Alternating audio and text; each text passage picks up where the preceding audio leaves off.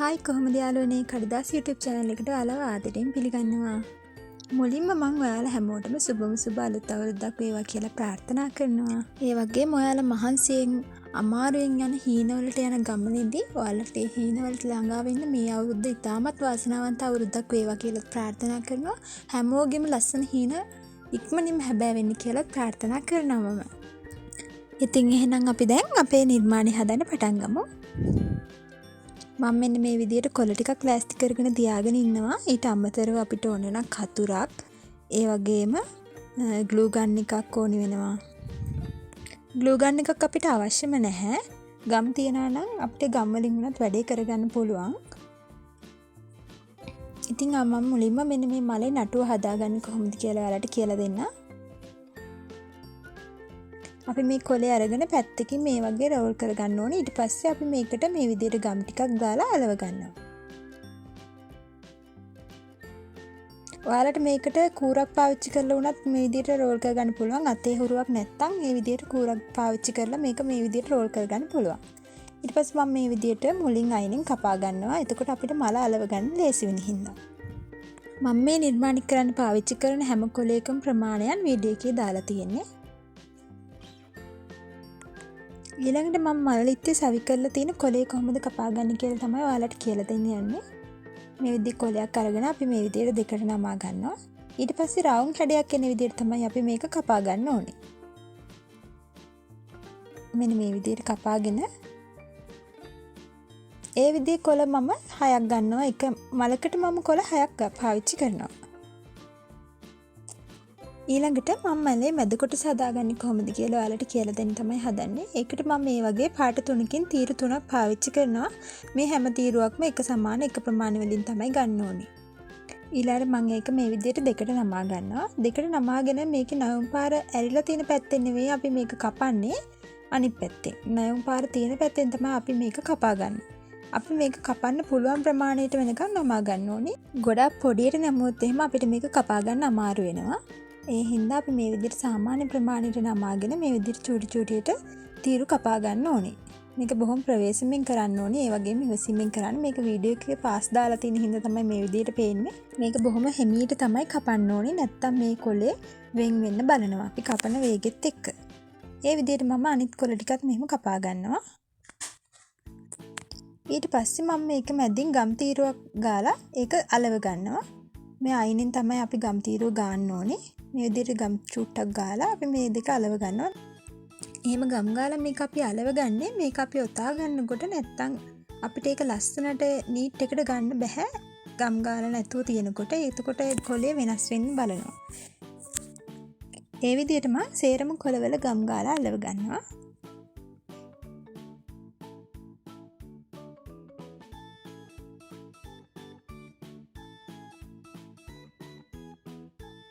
ඊට පස්සේ මේ මලේ මැද කොටස තව චූටි කොටසක් එකතු වෙන්න ඕනේ. ඒකට මම මේ විදිහට චූටි තීරුවක් අරගෙන ඒක කපා ගන්න තමයි යන්නේ. ඒක අපි අර විදිහට දෙකට නමා ගන්නෑ. මේ තියෙන ප්‍රමාණයෙන්ම තමයි අපිට කතුරට කපන්න පුළුවන් ප්‍රමාණයට නමාගෙන මේ විදිහට කපා ගන්නවා. ඒක අර විදිහේ තීරු කපන්නේ නිකන් පෙති හැඩයක් එන විදිහට තමයි අපි මේක කපා ගන්න ඕනේ.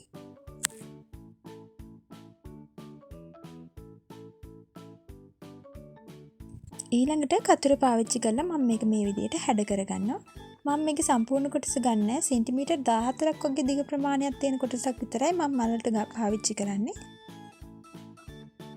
ඔන්න ඊළඟට මම ඔයාලට කියලා දෙන්නේ මේ නිර්මාණයේ වැදගත්ම කොටස. මලේ පෙති ටික හදාගන්නේ කොහොමද කියලා. මම මේකට මේ විදිහේ පුංචි රවුමක් කපා ගන්නවා. මේකේ රවුම් වලින් මම මල් හදලා තියෙන ප්‍රමාණ 3කට. මම වීඩියෝ එක අවසානයේදී ඔයාලට ප්‍රමාණ 3 කියන්නම්. දැනට මේ විදිහට මම කපා ගන්නේ කොහොමද කියලා බලා ගන්න. මුලින්ම මේ විදිහට කපාගත්ත රවුම අරගෙන අපි ඒක දෙකට නමා ගන්නවා. ඊට පස්සේ අපි ඒක ආයෙ පාරක් නමා ගන්නවා. ඊළඟට මේ නමාගත් එක්ක මම කොටස් 3කට නමා ගන්නවා ආයෙ පාරක්. ඒක මගේ අතේ ප්‍රමාණයට නම් මෙන්න මේ විදිහට ඇඟිල්ලෙන් බැලුවම කොටස් 3කට මට නමා ගන්න පුළුවන්. සාමාන්‍යයෙන් අපි මේක ඇහෙමින්ම තමයි මේ විදිහට කොටස් 3කට නමා ගන්න. ඊට පස්සේ අපි මේ නමාගත්තු කොටස කපා ගන්න තමයි යන්නේ. මෙන්න මේ විදිහට මල් පෙත්තේ හැඩයට අපි මෙන්න මේක කපා ගන්නවා. අපි හදාගන්න මල් සේරගෙම පෙති කපාගන්නේ මෙන්න මේ විදිහට තමයි. ඊට පස්සේ මම ලොකු මලට නම් මේ විදිහේ කොළ 3ක් පාවිච්චි කරනවා.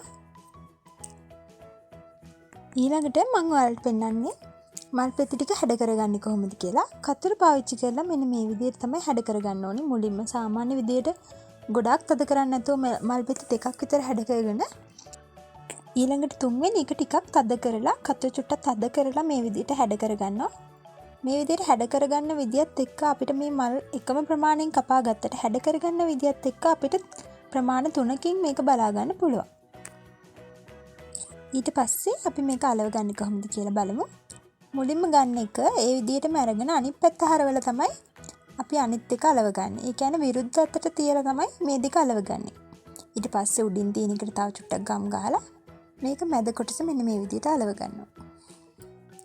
ඊට පස්සේ අපි අතින් චුට්ටක් පෙති ටික ලස්සනට හදා ගන්න ඕනේ. මෙන්න මේ විදිහට මල හදාගෙන ඉවරනට පස්සේ මම ඊළඟට ඔයාලට කියලා දෙන්නේ මලේ මැද කොටස හදාගන්නේ කොහොමද කියලා. මුලින්ම මම තැඹිලි පාට කොලේ මෙන්න මේ විදිහට ඔතා ගන්නවා. අපිට මේක ඔතා ගන්න ලේසියි. අපි මේක අලවලා තියෙන හින්දා මේ කොලේ මැද අලවලානේ තියෙන්නේ. ඒ හින්දා යහට මෙහාට වෙන්නේ නැහැ, ගැලවෙන්නේ නැහැ. මේ විදිහට එකක් ඔතාගෙන ඉවරනාට පස්සේ ඒකේ කෙලවරට ගම් චුට්ටක් ගාලා ඊළඟ එක අලවලා ඊට පස්සේ අපි ඒක ඔතනවා. ඊට පස්සේ ඊළඟ එක ඉවරුනාට පස්සේ ඒකේ කෙලවරට ආයෙ ගම් චුට්ටක් ගාලා ඊළඟ කොලේ අපි මේ විදිහට අලව ගන්නවා. ඒ විදිහට තමයි මලේ මැද කොටස අපි මේක ලස්සනට අලව ගන්න.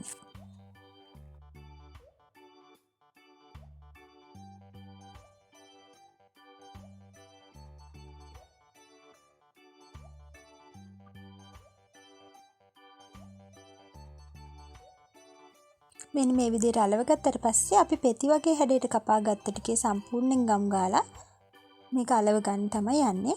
ඒක ටිකක් අමාරුයි. අපි ඒක සාමාන්‍යයෙන් ලස්සනට තියලා චුට්ටක් අත ටිකක් තද කරලා මේක මේ විදිහට හදා ගන්න ඕනේ. නැත්නම් මේක ගැලවෙන්න බලනවා ඉක්මනට. මෙන්න මේ විදිහට අලව ගත්තට පස්සේ අතෙන් පෙති ටික චුට්ටක් එහාට මෙහාට කරලා ලස්සනට හදා ගන්නවා. ඊට පස්සේ මේ හදාගත්ත කොටස මලේ මැදට තියලා අලව ගන්න තමයි යන්නේ. ඒකට මම ග්ලූ ගන් එක තමයි පාවිච්චි කරන්නේ. ඔයාලට ග්ලූ ගන් එකක් නැහැ කියලා කලබල වෙන්න එපා. ගම් එකකින් වුණත් අලවන්න පුළුවන්. හැබැයි ගම් එකකින් අලවලා චුට්ටක් වෙලා තියන්න වෙනවා මේක හොඳට අලවෙනකම්. ඊළඟට මලේ නටුව අලව ගන්න තමයි යන්නේ. ඒකටත් මම ග්ලූ ගන් එක තමයි පාවිච්චි කරන්නේ. ඊළඟට මම මේකේ මලේ කොළ ටික අලව ගන්නවා. මලේ කොළ ටික මම මේ විදිහට හැඩ කරලා තමයි අලව ගන්නේ. ඒක ඔයාලට කැමති විදිහකට අලව ගන්නත් පුළුවන්.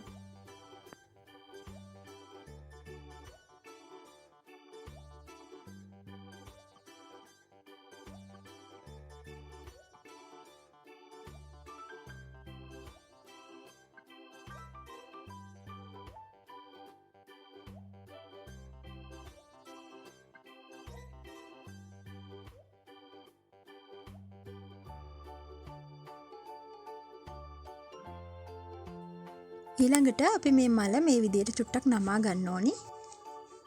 අපි මේක නමා ගන්නකොට ගොඩක් තද කරලා නමා ගන්නේ නැහැ. මේ විදිහට ඇඟිල්ල තියලා රවුම් හැඩයක් එන විදිහට ලස්සනට නමා ගන්න ඕනි. මම ඔයාලට වීඩියෝ එකේ මුලින් කිව්වා වගේ මේ මල්ලිත්ත හදාගෙන තියෙන්නේ මල් ප්‍රමාණ 3කින්. මේ මල හදන්න පාවිච්චි කරපු රවුම් වල ප්‍රමාණයන් වීඩියෝ එකේ මම දාන්නම්. ඔයාලට පුළුවන් මේ ප්‍රමාණ වලින් ඔයාලා කැමති විදිහට මල් මේ විදිහට හදාගන්න. මේ මල්ලිත්තට ලොකුම ප්‍රමාණයෙන් මල් 4කුත් ඊට පස්සේ ඊළඟ ප්‍රමාණයෙන් මල් 3කුත් ඊට පස්සේ පුංචිම ප්‍රමාණයෙන් එක මලකුත් තමයි මම මේ මල්ලිත්ත හදන්න අරගෙන තියෙන්නේ. පුංචිම ප්‍රමාණයෙන් හදාගත්ත මලේ නටුව තමයි මේ මල්ලිත්තේ උසම මල විදිහට මම පාවිච්චි කරලා තියෙන්නේ. ඊට පස්සේ ගත්ත හැම මලකම උස ප්‍රමාණය උසම මලට වඩා ප්‍රමාණය අඩුයි. ඊළඟට මම මේ මල් ටික ලස්සනට මේ විදිහට එකට තියලා මෙන්න මේ විදිහේ රබර් බෑන්ඩ් එකක් අරගෙන මේක සම්බන්ධ කරගන්නවා. ඊළඟට මම මේ විදිහේ ගල් ටිකක් අරගන්නවා. ඒ වගේම මේ විදිහේ චූටි කප් එකක් ගන්නවා. මේ කප් එකක් වෙළඳ පොලේ දැන් මිල රුපියල් 25ක් විතර වගේ තමයි වෙන්නේ. ඔයාලට මේ විදිහේ කප් එකක් හොයාගන්න බැයි නම් ඔයාලට පුළුවන් යෝගට් කප් එකක් වුණත් පාවිච්චි කරන්න. පස්සේ මේ විදිහට ගල් ටික දාලා මේ මල්ලිත්ත ගැලවෙන්නේ නැති විදිහට අපි මේක රඳව ගන්නවා. ඉතින් ඔන්න ඔය විදිහට තමයි මම මල්ලිත්ත වැඩ ටික ඉවර කරගත්තේ. මං හිතනවා ඔයාලට මේ වීඩියෝ එක ගොඩක් පැහැදිලිවට තේරුම් ගන්න පුළුවන් වෙන්නේ නැති කියලා. ඉතින් ඔයාලට කොහේ හරි තැනක මේක පැහැදිලි නෑ කියලා ඔයාලට තේරුණා නම් කොහේ හරි තැනක ඔයාලට ප්‍රශ්නයක් මතුවුණා නම් ඔයාලට පුළුවන් ඒක පහලින් කමෙන්ට් එකක් විදිහට සඳහන් කරන්න. මං අනිවාර්යෙන් ඒවට රිප්ලයි එකක් දානවා. ඒ වගේම ඔයාලට නිර්මාණ ගැන අදහසක් තියෙනවා නම් මේ නිර්මාණය આવොත් හොඳයි වගේ කියලා එකක් හිතෙනවා නම් ඒ වගේ අදහසත් පහලින් කමෙන්ට් එකක් දාගෙන යන්න. ඉතින් ඔන්න අද වීඩියෝ එක ඔයාලගේ අත්කම් නිර්මාණ කරන්න ඊළඟ නිර්මාණයටත් පුංචි හරි අදහසක් එන්න ඇති කියලා මං හිතනවා. අවසාන වෙනකම් වීඩියෝ එක බලුවට බොහොම ස්තුතියි. තවත් ලස්සන නිර්මාණයකින් ආයෙ හම්බ වෙනකම් පරිස්සමින් ඉන්න. ගිහින් එන්න.